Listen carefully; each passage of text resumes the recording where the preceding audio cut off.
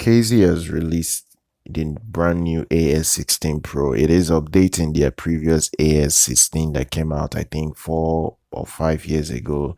That particular earphone was very old. One of their top of the line. I think that was their flagship earphone from 4 or 5 years ago. So they've updated it now. They've released a pro version with a newer shell, much more modern shell, but they're still using the same QDC connector from so many years till now, and the same classic cable. Not the same cable, but the same connection and almost the same amount of cable that you can expect from KZ. It's not something like you get an amazing cable or anything that crazy. So they're saying after 4 years that the AS16, which combines high sales and good reputation that has been there for so many years, they've decided to update it, really release a new model with slightly better tuning. That's what they're saying. Look, it's easy to say, okay, you are releasing a new model. It's all about what are you putting inside the unit, the shell, and how are you tuning it. I would have wanted that maybe they updated it with something slightly better, but they are just coming out with almost the same thing. They have 4 balanced armatures that will handle the I think the top frequency, then 2 for the mids, and then 2 for bass. I might be wrong in the way they set it up, but that's the way I saw it, because they have different drivers doing different job here.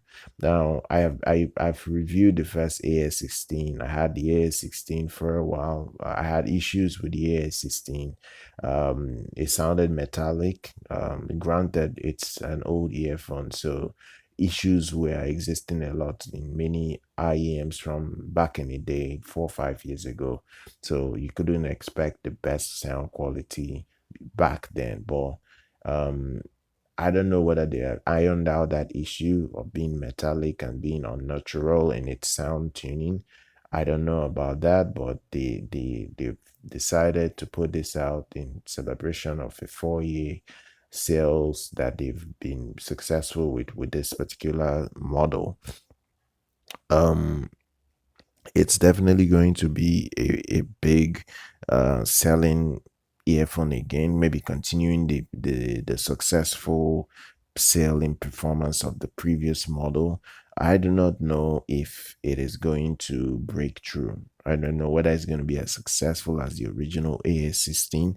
The AS16 did well. If we're looking at sales value and sales performance, I think the original AS16 did very well. I think it really did well. No issues with the performance that it had back then. Look, I think it's going to be another successful release for KZ. KZ, they're very, very consistent with what they keep on releasing every time. They are trying to like monopolize the budget markets for themselves. They've been consistent like that over the years. The only problem with KZ is they don't really maintain high quality of their products. That's just the problem they have.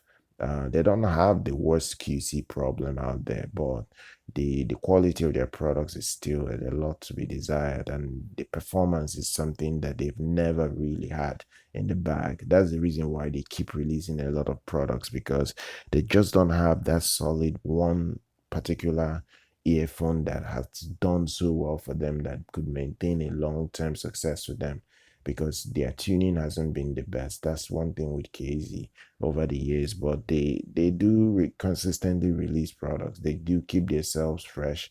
They do keep themselves and on at least the spotlight to be there for them, for people to see. Seeing the graph of this earphone, it's looking like it's going to be a slight V-shaped, but we'll see. We'll see how it performs for many people that will get their hands on it. I'll drop a link to where you can purchase it if you're interested. Subscribe to the channel, like our content. I'll see everybody very much next time.